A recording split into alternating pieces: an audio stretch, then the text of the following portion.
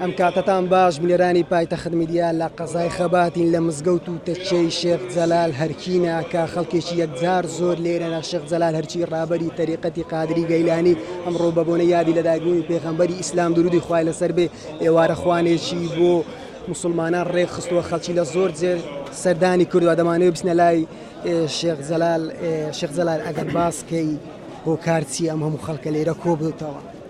بسم الله الرحمن الرحيم. الحمد لله رب العالمين، الصلاة والسلام على خير خلقه محمد وعلى آله وصحبه وسلم أجمعين. من بشكل دستخوشي لجنابتان دەکەم و لە کەناڵەکە و لە هەموو بینەرانی خۆشەویست. بەڕاستی هۆکاری ئەوەی کە مسلمانەکان لێرە کۆبوونەوە لە حبی خۆشەویستی پێغەمبەر صلی الله عليه وسلم حضرتی محمد عليه الصلاة والسلام لە حبی پێغەمبەر کۆبووینەوە هەموو ساڵەکان لەم جێگایە و لە چەند مقامی تریش هەروەها مسلمانان لەبەر ئەوەی لەبەر محبەت و خۆشەویستی پێغەمبەر صلی الله عليه وسلم کۆ دەبنەوە و لە یعنی کۆبوونەوەکە و ناندەرەکە و هەموو شتێک لەبەر حضرتی پێغەمبەر صلی الله عليه وسلم. چەند گرینگە یانە ڕێبازەکەی پێغەمبەری ئیسلام جێبەجێ بکەین لە کاری ڕۆژانەمان.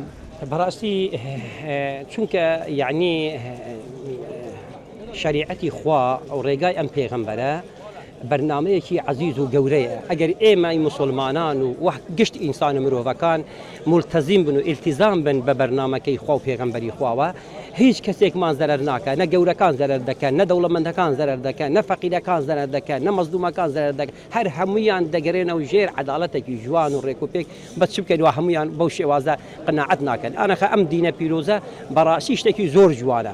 یعنی هەر شتێک کە لە زەرەری مرۆڤەکانە لەسەر ئەم جیهانە ئەم شریعەتە پێی رازی نییە. هەر شتێک کە خۆشی و ژیانی حیاتی ئینسان و مرۆڤایەتیە خوا دەفەرمێ ئین الله یحب المحسنین. ئێمە ئینسانی چاکەکەرمان خۆش دەوێت، یعنی بۆ ئەوەی ئێمە هاان بدەین بۆی چاکە لەگەر یەک و دوو ئەنجام بدەین.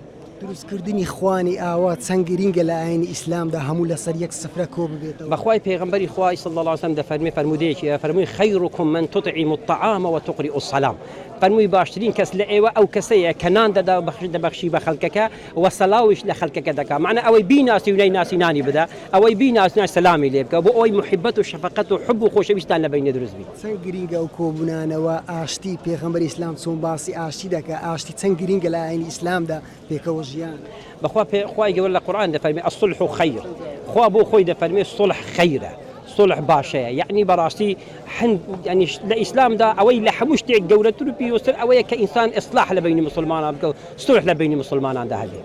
ساڵانە لە هەموو بۆنێک ئەو کۆبوونەوەی هەیە، ئێمە هاتوو شایەدیەوە دەدەین بە بەردەوامی هەیە. بەێ ئەرێ وەڵڵا ئەوە هەر هەبووە، هەر لە باپیرمەوە لە بابمەوە هەر ئەوە ئەمە هەر کردیتمان و زۆرینەی مسلمانەکان کردای ئێمە دەنێ بەس ئێمە هەر هەموو مسلمانەکان زۆرینەی کردیتیان.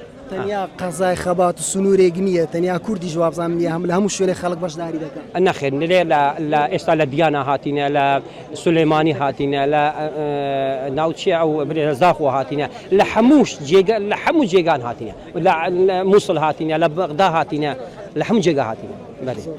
عزیز چاوتان ماش دەکەم عزیزن. بینێرانی پایتەخت میدیا ئەوەی دەیبینن تەچێ و مزگەوتی شێخ جەلال هەرکیە کە ڕابەری تەریقەتی قادری گەیلانیە، خەڵکێکی یەکجار زۆر لێرە کۆبووتەوە بۆ یادی لە داگیربوونی پێغەمبەری ئیسلام درود و خوای لەسەر بێت.